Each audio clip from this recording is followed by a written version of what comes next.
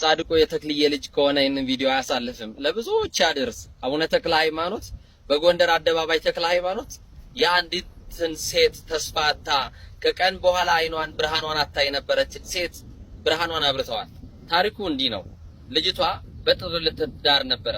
የሚያገባት የአቡነ አረጋዊ ቤተክርስቲያን አገልጋይ ዲያቆን ነበረ። ሽምግልና ተልኮ አልቆ ለሰርጓ በምትዘጋጅበት ሰዓት በተኛችበት አይኖቿ አጠፉ። ተስፋ አጣች። ሕክምና ዞረች። ነገር ግን አቡነ ተክለ ሃይማኖት ፈዋሽ ጸበል አለ ሲባል ጎንደር አደባባይ ተክለ ሃይማኖት አመጧት። በዚህ ሰዓት ነው አንድ ቀን ስጋ ወደሙን መቀበል አለብኝ ብላ በህዳር 24 ብፁዕ ቅዱስ አባታችን አቡነ ተክለ ሃይማኖት 25ኛው ነው ከካህናተ ሰማይ ጋር ያጠኑበት ዕለት። በዛን ዕለት ስጋውንና ደሙን ስትቀበል አይኗ አበራላት። የተክለ ሃይማኖት አምላክ የጨለመባችሁን ሁሉ ያብራላችሁ። ሼር በማድረግ ይህንን ተአምር ለዓለም ሁሉ አድርሱልኝ። የተክለ ሃይማኖት ልጆች የሆናችሁ እንኳን ደስ አላችሁ። እንኳን